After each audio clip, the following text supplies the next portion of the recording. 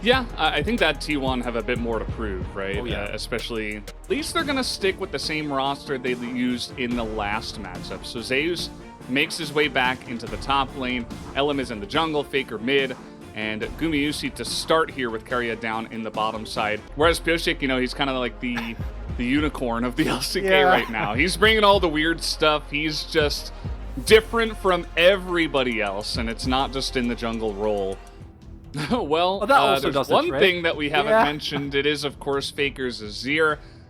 This is... Oh, okay, he's going to switch it to Orianna last second, so... I mean... No, really? I said it wasn't available. This would make a lot more sense, though. I really liked it. I really liked the Nico shout out there. Keria, of course, having a great performance on that last time, but this makes a lot more sense into the comp. Here comes Elim for a little cute gank onto Solka, who is pretty far down the lane. Doesn't look like anything's going to amount to much down there. Becca, though, is going to be ignited. He has to flash away, and Bao, trying to take the trade, will take a bit of extra damage. Maybe looking for a play on bot. Yeah, they're going to go for the Alistar. They want to get that root, but not actually going to amount to much, but they still have the damage. First blood will go to Keria. Yoshi going for a greedy invade here. This is pretty greedy. I mean, Faker's going to have the first roam from the mid lane. He does get the smite and flashes the shockwave. So he has to burn his flash to get the red buff. I get very hard. Faker, though. Ooh, that's a miss on the bubble, but he takes a bunch of damage and he wants to flash. Take the Drake. We're not going to do anything about it. We do not care. Max is not here, so we should get an Ocean Rift. No, it's... No. Wow. The curse of Atlas continues. This time, though, it's I think it's a bit more okay.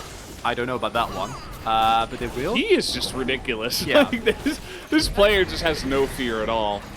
No, we'll see if it gets him into trouble. Looks like, not sure if he picked that one up, actually, but either way, he is going to hop away. The burst damage onto Zeus is pretty huge, and Pyosik probably had his finger right on the R button. The Rift Herald crashes. Lead for DRX actually solidifies by teleporting to that one as Keria goes in. Oh, the ult goes down first, though. Pyosik able to get it. Will he survive? He's going to have to flash again.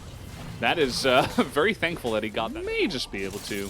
Yeah, he's going to just go for it. He takes the trade, and he just slaps him down. Says, Zeus, get out of my rift. You are nothing compared to me. Team fight plays from T1. You need to get this dragon. Otherwise, the game is going to get really, really hard for you. Yeah, absolutely. And the thing about poke comps is that you have to hit your poke.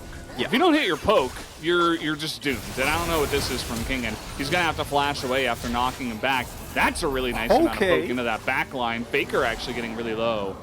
And then bounce. Yeah, just make sure that you stay alive. There's so many limits being tested here, right? Every time, like, are they going to die? Is someone going to get taken out? And it might happen here. Wow. Yeah, he's dead. And they have a little bit of pushing power here in the mid lane. This game is a little bit all over the place. Note that Pyosik picks up a mark in the enemy jungle as this is happening. I think that DRX as a whole is still pretty well. Need to be careful. Oh, Keria, he's looking for names. He wants Bao. And Kingen in the front line tries to get it onto Gumayusi, but that is not going to work. He will be taken out, trying to save his AD carry. Keria's just been playing so well this entire game, and this is the problem with DRX's composition. You can't overstep. Oh man, you cursed him. Why'd you do that? What? I'm sorry. Okay, Keria. What are you doing? I didn't mean to. Okay. See if he can convert this one, as Becca will spot him. Over the wall he goes. That's a huge paddle star. Keria now into the back line, but that is a massive Kindred ultimate. It saves so much damage. Can they turn this one around after that? Look at Bao's positioning. It is just huge, as now everybody was laughing at him for the beginning of this game, but he is going to pick up a triple kill and maybe pick up Faker. No, that's going to be the ignite from the Zoe, but that all came down to the massive ultimate from Pyosik. It's still close. Are they fine?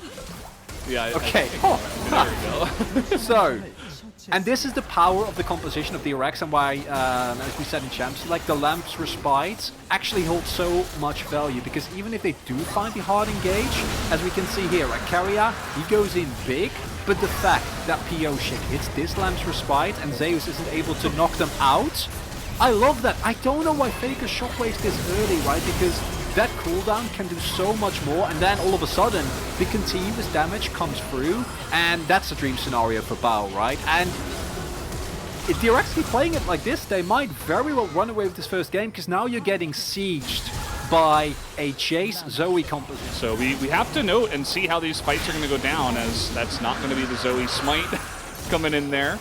As a little bit of a sleep comes over, here comes really fast Becca as Bao, well, and not much happens. That's a nice little angle from Kingen. He's actually behind them as they're trying to get on top of Bao here once again, just barreling down the mid lane.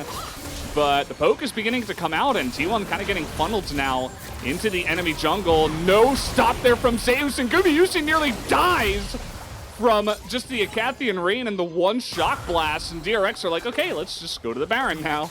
Nice. Yeah, and the sparkles, of course. Oh, they got Faker. I think he's just dead. Yeah, he's just dead. They slap him down on the bottom side. They got the Banshee's Veil earlier on. And that might just be it. As you mentioned, no Orianna means no Shockwave. Gumayusi's going to take a bunch of damage. And man, DRX, they are on top of their game tonight, looking really pretty clean here in this one.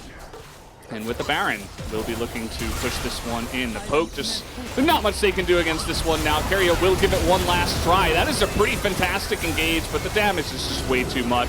On the side of DRX, they are going to shut them down and fully clean up the side of T1 for the victory here in game number 1. And I'm not gonna look at these guys. DRX with a dominating performance here in game number 1. It looked good for T1 up until the mid game, where they were able to kind of trade evenly, but then there were a couple of key moments, right? And yes, Faker getting hit there by the Sleepy Trouble Ball, it looks bad, but yeah, I think I would feel a bit lost after that as well. You just got countered by one small Kindred boy, right? And that was it, right? The one Lamb's Respite, and your entire composition just falls to pieces. DRX with a dominating performance here. Yeah, and I feel like you can mostly see the way that this game is played out based on LM's damage, and it's not that he played it poorly, it's just that there was never really a hard engage where he was able to get into a fight and do anything.